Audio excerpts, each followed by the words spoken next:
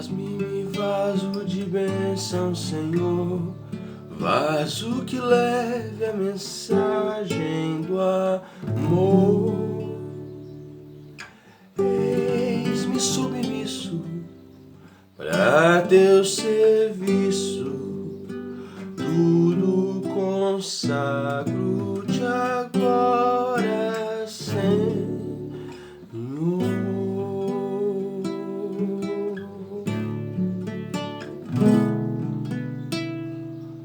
Faz-me vaso de bênção, Senhor, vaso que leve a mensagem do amor. Eis-me submisso pra teu serviço, tudo consagro-te agora, Senhor.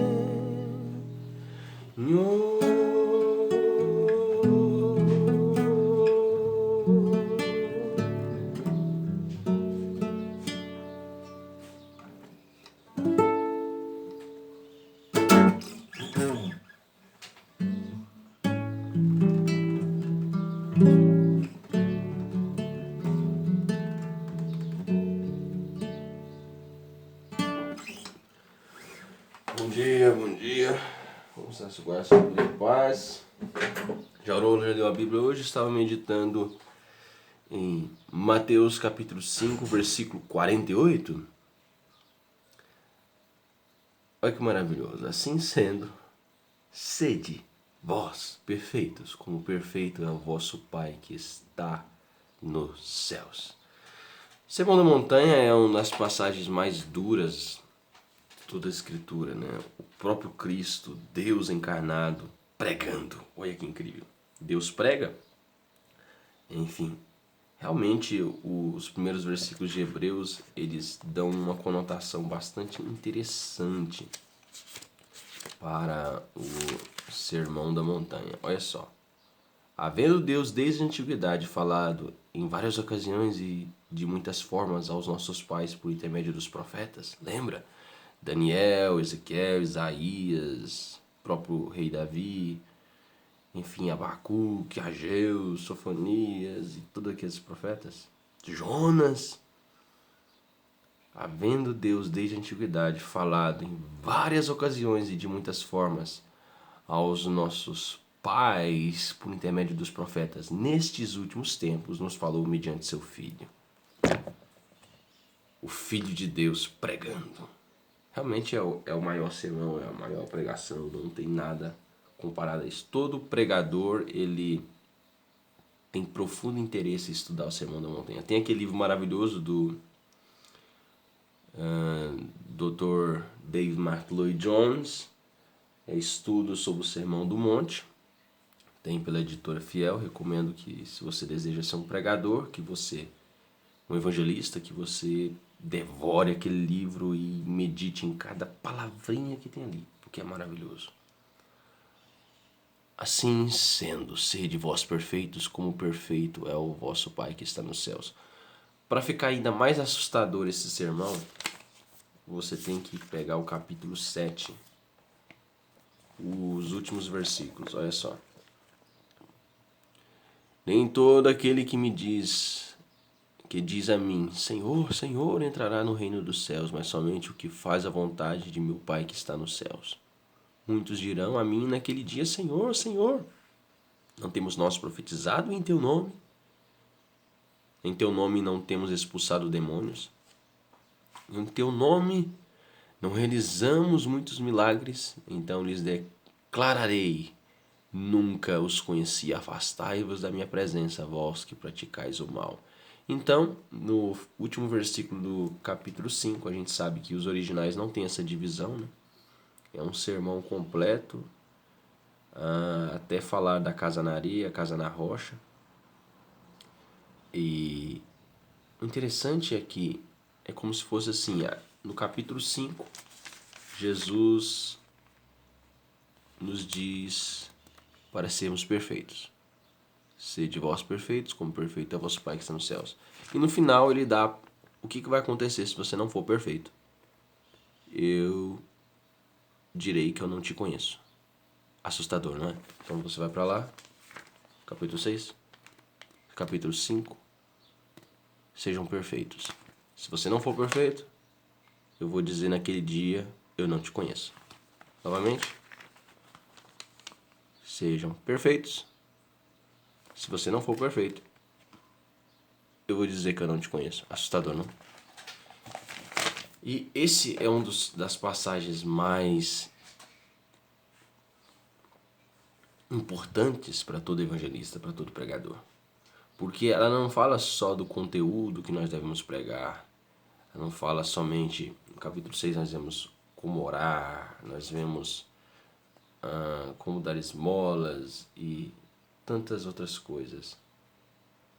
Fala sobre o amor ao dinheiro, fala sobre o cuidado, a vigilância do olhar, dos olhos. E Mateus 5, 6 e 7 não é só dogmático no sentido de colocar princípios para nós vivermos. Não. Mateus 5, 6 e 7 também tem exortações, advertências em relação à nossa vida prática, em todos os aspectos. Porque quando nós lemos versículos como o versículo 22 do capítulo 6, os olhos são a lâmpada do corpo. Portanto, se teus olhos forem bons, teu corpo será plena luz. Porém, se teus olhos forem maus, todo teu corpo estará em absoluta escuridão. Por isso, se a luz que está em ti são trevas, quão tremendas são essas trevas. Aqui está falando do olhar, mas também está falando dos pensamentos. De fato, a maneira com que olhamos o mundo, se for uma maneira pecaminosa, digamos a cosmovisão, o óculos que nós colocamos para observar todas as demais coisas do mundo, se não está pautado em Cristo, se não flui de um coração regenerado, de uma mente transformada pela palavra de Deus, eu acredito que nós estamos em sérios problemas. Eu creio que nós só poderemos atingir essa perfeição que Cristo exige de nós por um milagre. Isso já é bem evidente na vida de qualquer cristão sincero, minimamente sincero. Ele vai chegar à conclusão: isso é impossível. Humanamente falando, impossível. Como ser perfeito na maneira de falar? Como ser perfeito na maneira de vestir? Como ser perfeito, digamos assim, no casamento, na criação de filhos, na área profissional? Como ser perfeito? O que é isso? E Jesus fala: sede perfeitos. Se nós formos analisar aqui o que Deus exige de nós nos versículos anteriores, o que seria essa perfeição? Jesus deixa bem claro. A perfeição aqui está ligada às bem-aventuranças. Bem-aventurados os mansos, os que têm fome e sede de justiça, os misericordiosos, os que choram, os pacificadores. Tudo isso está relacionado a essa perfeição. Mas também, antes de falar sede perfeitos, Jesus falou contra o adultério. O adultério no coração. Olá. Eu, porém, vos digo que qualquer que olhar para uma mulher com intenção impura em seu coração já cometeu adultério com ela. Eu creio que todos os homens, antes de se casar, cometeram adultério com a sua esposa. Ou as mulheres cometeram adultério com seu futuro marido. Eles não se casaram ainda, mas até o casamento, enquanto eles estavam se conhecendo, conversando, etc., uma hora ou outra escapa um pensamento que não deveria. Uma hora ou outra vem algo que eles não deveriam pensar. Só de uma mulher imaginar beijar um homem antes do casamento, ou um homem pensar. Ele pensou beijando aquela mulher e tal, que ele quer se casar. Ele já está pecando. Então aqui já entra 100% de toda a raça humana já cometeu adultério no coração. Então a gente começa a ver que a perfeição não é algo subjetivo, igual muitas pessoas hoje em dia afirmam: nossa, aquela música é perfeita, nossa, aquele carro é perfeito, nossa, aquele casal é perfeito, aquela casa é perfeita, aquilo é perfeito. Perfeito é uma palavra que é usada muito e hoje em dia tem perdido o seu valor, o seu peso. Mas quando Jesus fala sede perfeitos, ele está falando isso daqui, o capítulo 5 inteiro. Sede perfeitos nos pensamentos, no olhar, nas intenções, nas motivações. E Jesus aqui fala de maneira, enfim, figurada, né? Se a tua mão direita te faz pecar, corta. Se o teu olho te faz pecar, corta. O que Jesus está dizendo é o seguinte: Ele não está mandando você... Eu sempre tive problemas de ensinar esse texto, ainda mais quando tem crianças por perto, adolescentes, etc. Por quê? Eu sempre tive medo de alguma criança, sei lá, pensar que ela tem que arrancar a mão, arrancar o olho, etc. Não, não é isso que Jesus está dizendo. Ele está dizendo que devemos ser severos com o pecado ao ponto de arrancá-lo da nossa vida, mesmo que isso nos cause dor. É claro que é uma maneira figurada. Jesus em nenhum momento está mandando você arrancar a mão, o olho e arrancar os pés. Não, de nenhuma forma. Ele está dizendo que você deve ser tão severo com o pecado que quando um pensamento, considerando o contexto aqui, quando você desejar uma mulher no seu coração, você desejou, você pensou numa mulher casada ou solteira, etc. Não é a sua esposa, você não é casado. Na sua mente não deve ter nenhum pensamento com conotação sexual. Tem pessoas que nunca ouviram uma pregação sobre isso. Isso é muito triste. Vou repetir, se você é solteiro, a sua mente não deve ter nenhum pensamento profano de conotação sexual, ainda mais pensando em alguma mulher. Você não é casado. Ah, mas eu gosto dela, a gente está começando a se conhecer, etc, etc, mas ainda não casamos. É meio óbvio, não? Ela não é sua esposa, ele não é seu marido, você não pode pensar essas coisas. E Jesus está dizendo, em relação a tudo que ele disse anteriormente, todas as vezes que você contemplar o pecado no seu coração, pensar no pecado, olhar para uma pessoa e cometer algum pecado, arranca do teu pensamento, arranca esse pecado imediatamente. Porque se você deixar esse pecado aí, ele vai ser cultivado. E é como o Tiago fala, ele compara o pecado com uma gravidez. Uma vez o pecado concebendo, vai dar à luz.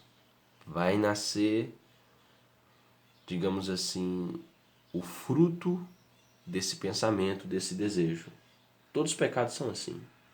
Você primeiro concebe o pecado, pratica ele. Ele nasce como se fosse um filho. E uma hora essa criança vai crescer, e você vai ver o que esse pecado vai causar na sua vida. Então, sede perfeitos em relação aos pensamentos, em relação ao casamento, ser totalmente contrário ao divórcio. Cumprir os votos e juramentos sem jurar por Deus, ter palavra. Quando Jesus estava falando de sede perfeitos, ele estava dizendo assim, olha, quando você falar eu vou fazer isso, morra, mas não volte atrás. Que o teu sim seja sim. Quando você falar, eu vou fazer isso, que todas as pessoas que te conheçam digam, olha, pode chover, pode cair uma bomba atômica, pode ser a Terceira Guerra Mundial, pode acontecer terremoto, tsunami, mas aquela pessoa vai fazer o que ela prometeu. É isso que Jesus estava dizendo, ser perfeito. Mas jamais use a vingança. Então, quando Jesus estava falando sobre perfeição, ele não estava falando somente sobre ser santo na área sexual, na área do casamento, na área do nosso falar, das nossas palavras. Ele também estava falando sobre o perdão e o nosso relacionamento com o próximo. Eu, porém, vos digo, amai vossos inimigos e orai pelos que vos perseguem. Porque se amardes o que vos ama, que recompensa tereis? Aqui está a perfeição que Deus busca. A perfeição que Deus busca é aquela relacionada ao nosso pensar, ao nosso agir dentro do casamento ou enquanto não somos casados, na vida de solteiro, em relação ao nosso falar, em relação ao perdão, ao amor ao próximo. Sabe, tem muitas pessoas que são tão infantis que dentro das igrejas, elas simplesmente não cumprimentam outros cristãos porque dizem: ah, ele me magoou, ah, ele fez isso, fez aquilo. É esse tipo de perfeição que o Senhor espera de nós. Eu acho maravilhoso quando Paulo e Silas são libertos do cativeiro e o guarda daquela prisão quer se matar e eles dizem: não faça-te nenhum mal, estamos todos aqui. Eu creio que ali eles estavam cumprindo o sermão da montanha. Era muito fácil para Paulo e Silas sair correndo dali, fugir junto com os outros presos e deixar aquele homem perecendo. Ele com certeza iria para o inferno. Mas Paulo e Silas diz aquela famosa frase, né? Crê no Senhor Jesus e será salvo tu e tua casa. É isso que é ser perfeito. Amar os inimigos, amar quem não merece. Que o Senhor nos faça meditar hoje sobre esse versículo. Sede perfeitos, como perfeito é o vosso Pai que está nos céus. Medite no Sermão da Montanha, Mateus 5, 6 e 7. Porque se a nossa vida não estiver de acordo, eu creio que o destino de quem não vive o Sermão da Montanha será uma desventura sem fim. Muito triste. E algo interessante no capítulo 5, 6 e 7 do Sermão da Montanha é que é impossível qualquer pessoa conseguir. É impossível qualquer pessoa conseguir minimamente, como é que eu posso dizer, passar perto de obedecer um versículo sequer dessas passagens, Mateus 5, 6 e 7, se não for a graça de Deus. A pessoa pode tentar, como o Clube Santo, George Whitefield, etc. Ela pode, digamos assim, tentar, digamos assim,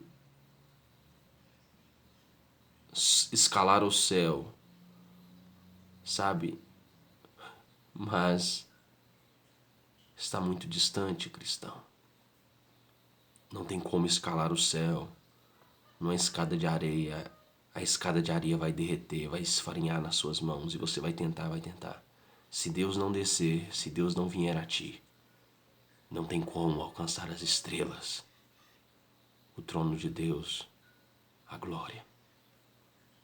Mas que o Senhor te resgate hoje, que Ele venha até ti e estenda as suas mãos e te tire da lama. E que Ele te dê uma nova vida. Uma vida gloriosa. Uma vida perfeita pela graça. Fé e tulipas, solidão.